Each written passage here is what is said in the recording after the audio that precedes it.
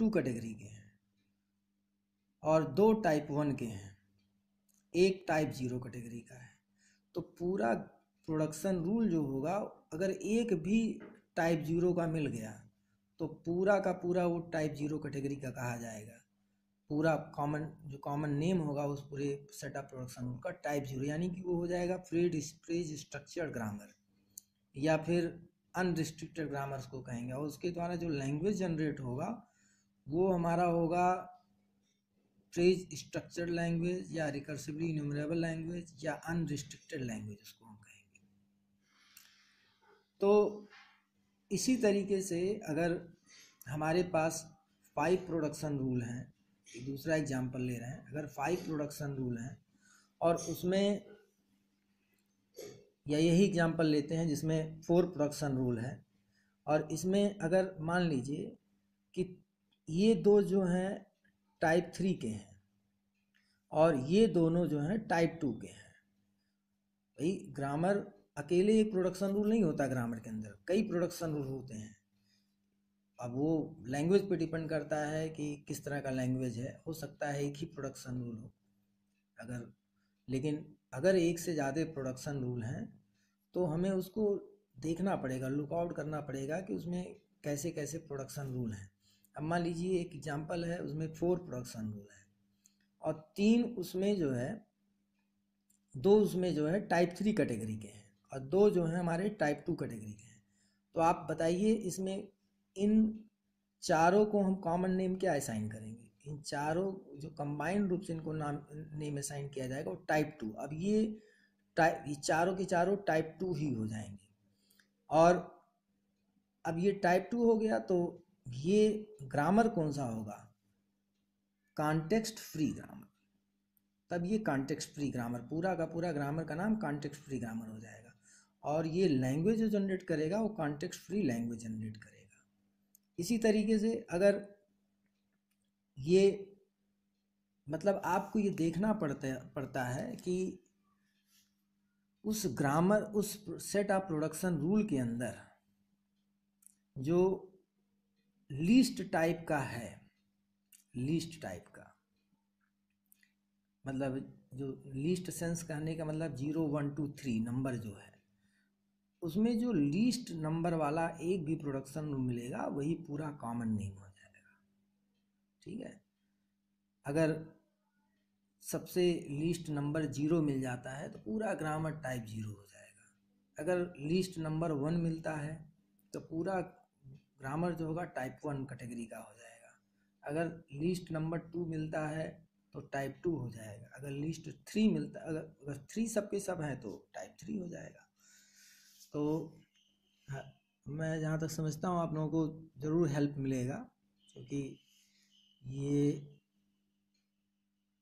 जब तक बोर्ड पे ना पढ़ाया जाए तो उतना समझ में नहीं आता है, लेकिन मैं जहाँ तक समझता हूँ आप लोगों को मदद ज़रूर मिलेगा, हेल्प मिलेगा इससे। अब हम लोग चलते हैं चोमेस्की क्लासिफिकेशन ऑफ लैंग्वेज और ग्रामर। वही जो हम अभी बता रहे थे उसी को हम और क्लियर करना चाहते हैं यहाँ पे। ये देखिए, चोमेस्की क्लासिफिकेशन में आप जो प्रोडक्शन रूल हैं उनको टोटल जो है टाइप 0 से लेकर और टाइप 3 तक क्लासिफाइड किया गया है। मतलब सारे प्रोडक्शन रूल 4 कैटेगरी में क्लासिफाइड किए गए हैं, type 0, type 1, type 2, type 3। 0 to 3 लिखने का मतलब है type 0, type 1, type 2 and type 3। Type 0 जो आपका प्रोडक्शन रूल है वो जितने भी प्रोडक्शन रूल होते हैं बाय डिफ़ॉल्ट वो टाइप 0 कैटेगरी में आते हैं। ऑल द ग्रामर और लैंग्वेज और production we have considered type 0। Type 0 ये यहाँ पे ग्रामर लिखा गया है और लैंग्वेज लिखा गया है, क्योंकि ग्रामर के करस्पॉन्डिंग लैंग्वेज अब ऐसे समझ लीजिए, सबसे पहले मुझे प्रोडक्शन लिखना चाहिए था। प्रोडक्शन रूल्स होते हैं, प्रोडक्शन रूल के बाद सारे प्रोडक्शन रूल मिल के कोई ग्रामर बनाते हैं जो कि एक स्पेसिफिक ग्रामर होगा। और उस ग्रामर के करेस्पॉन्डिंग एक लैंग्वेज होगा। तो बाय डिफ़ॉल्ट सभी के सभी टाइप 0 में ही आते हैं। और हम लोग जो प्रोडक्शन रूल का स्ट्रक्चर, इस क्लासिफिकेशन को समझने के लिए जो प्रोडक्शन रूल हमारा है वो इस स्ट्रक्चर का होता है। इसी स्ट्रक्चर का हम हेल्प लेते हैं समझने के लिए। यहाँ पे लिखा गया है phi A psi is producing phi alpha psi. यहाँ पे ध्यान दीजिए कि ये फाई और साई यही मेन चीज़ है समझना हम लोग को। फाई साई और ए अल्फा, इसमें देखिए ए नहीं बदल रहा है, ए हमारा नहीं बदल रहा है। ए बदल रहा है केवल, फाई और साई नहीं बदल रहा है। फाई साई एज इट पड़ा हुआ है, मतलब ए चेंज होके अल्फा में कन्वर्ट हो जा रहा है। मतलब कुछ इस तरह का हो रहा है कि ए इज प्रोड्यूसिंग अल्फा, लेकिन ये ए एलोन ये केवल समझने के लिए है। मतलब ये एक प्रोसेसिंग स्ट्रिंग थी और प्रोसेस होने के बाद फाई अल्फा साई में कन्वर्ट हुआ। आप देखिए फाई और साई एज इट पड़ा हुआ है, ए केवल चेंज होके अल्फा हो रहा है। इसी फाई को हम लोग बोलते हैं लेफ्ट कॉन्टेक्स्ट और साई को बोलते हैं right context of A, left and right context of A. इसी कॉन्टेक्स्ट के नाते ही दो अलग अलग आपको सुनने को मिल रहा है, एक कॉन्टेक्स्ट सेंसिटिव और एक कॉन्टेक्स्ट फ्री। तो कॉन्टेक्स्ट सेंसिटिव जिसमें ए के लेफ्ट में या राइट में कोई सिंबल हो, चाहे लेफ्ट में हो चाहे राइट में हो चाहे दोनों साइड, मतलब किसी एक तरफ कोई ना कोई सिंबल जरूर होगा। अगर ऐसा है तो उसी को हम लोग बोलते हैं कॉन्टेक्स्ट सेंसिटिव। मतलब उसके अंदर सेंसिटिविटी है कि लेफ्ट और राइट कॉन्टेक्स्ट को सेंस कर रहा है।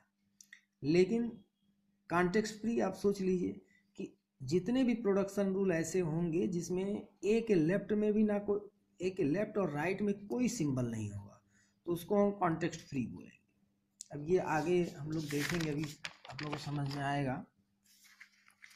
ये देखिए जैसे लिखा गया है phi A psi is producing phi alpha psi. तो टाइप 1 कैटेगरी में देखिए यहाँ पे हमने कई एग्जाम्पल लिखे हैं। इसमें देखिए ए के लेफ्ट में स्मॉल ए है और ए के राइट में बी सी कैपिटल डी है।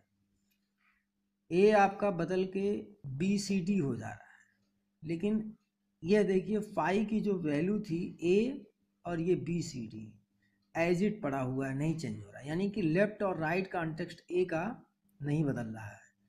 इसी तरह से दूसरे एग्जाम्पल में देखिए ए बी लिखा गया है। इसको ध्यान से आपको समझना पड़ता है कि which symbols is changing and which symbol is not changing. अब यहाँ पे चूँकि हमने मार्क कर दिया है तो इस नाते आपको आराम से विजिबल है, दिख रहा है। ये आपको फाई और साई लिखा नहीं मिलेगा, या आपको ये समझने के लिए मैंने केवल लिखा है कि फाई है और ये साई का, ये फाई का रोल प्ले कर रहा है स्मॉल ए, और बी सी डी साई का रोल प्ले कर रहा है। इसी नाते यहाँ पे मार्क कर दिया गया। ऐसा लिखा नहीं मिलेगा आपको। आपको ये अपनी रीजनिंग एबिलिटी से चेक करना पड़ेगा विच सिम्बल्स इज चेंजिंग। तो आप देखोगे कि A is changing into B C D and left context of A is small A and right context of A is B C D which is remains which is not changing. ये change नहीं हो रहा है। ए as it पड़ा हुआ है, B C D as it पड़ा हुआ है, और ए यह जो कैपिटल ए है वो चेंज होके बी सी डी में चेंज हो जा रहा है। इसी तरीके से दूसरे एग्जाम्पल में देखिए, ये मार्क मैंने किया है, ये आपको समझाने के लिए किया है, कहीं मार्क मिलेगा नहीं आपको, ये आपको खुद का समझना पड़ेगा रीजनिंग एबिलिटी से which one is changing and which one is not changing. Capital A capital B is producing capital A small B capital B capital C. तो देख रहे हैं कि ए आपका एज इट पड़ा हुआ है और बी चेंज होके स्मॉल बी बी सी हो जा रहा है।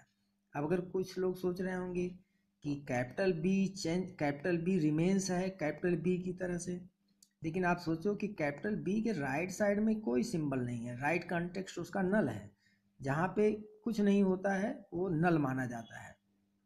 ऐसे समझिए कि ए बी